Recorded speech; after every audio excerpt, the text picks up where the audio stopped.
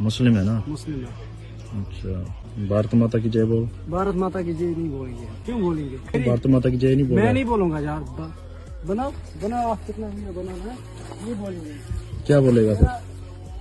क्यों नहीं बोलूंगा तो नहीं बोलूंगा। നെഹി എന്ന് പറഞ്ഞാൽ നെഹി. ഭാരതത്തിനെന്നല്ല ഒരാൾക്ക് വേണ്ടിയിട്ടും ഞാൻ ജയ് വിളിക്കില്ല. അതിലൊരു വിട്ടുവീഴ്ചയുമില്ല. ഇത് കഴിഞ്ഞ ദിവസം ഹിമാചൽ പ്രദേശിൽ നടന്നൊരു സംഭവമാണ്.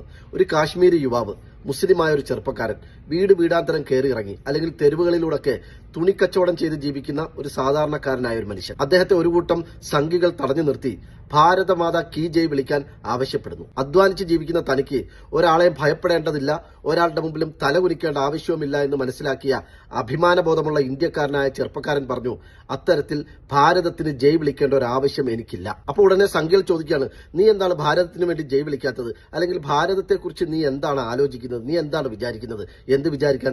ഭാരതം എന്റെ ജന്മദേശമാണ്.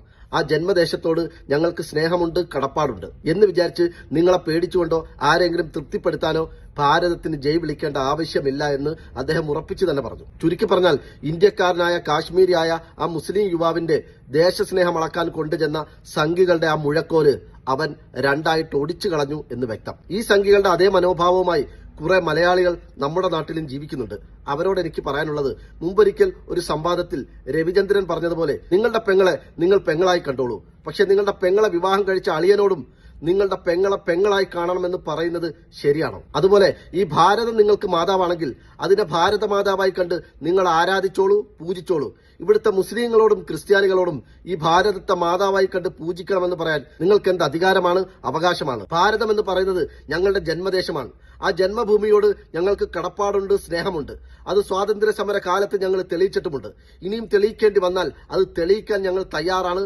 അതിന് ഞങ്ങൾക്കൊരു മടിയുമില്ല. പക്ഷേ ഭാരതത്തെ മാതാവായി കണ്ട്, ദേവിയായി കണ്ട് പൂജിക്കേണ്ട ആവശ്യം ഞങ്ങൾക്കില്ല. അത് ഞങ്ങളുടെ വിശ്വാസത്തിനെതിരാണ്. അതുകൊണ്ട് ഞങ്ങളുടെ ദൈവവിശ്വാസത്തെയും മാതാവിനോടുള്ള കടപ്പാടിനെയും ദേശത്തോടുള്ള സ്നേഹത്തെയും കൂട്ടിക്കുഴയ്ക്കാൻ ഞങ്ങൾ ആരെയും അനുവദിക്കില്ല. പിന്നെ മറ്റൊരു കാര്യം, ഇത്തരം വീഡിയോസുകളുടെയൊക്കെ അവസാനം എന്താണെന്ന് നിങ്ങൾ എപ്പോഴെങ്കിലും ആലോചിച്ചിട്ടുണ്ടോ? സാധാരണ നിലയിൽ ഈ വീഡിയോസുകളൊക്കെ ചിത്രീകരിക്കുന്നത് അവർ തന്നെയാണ്.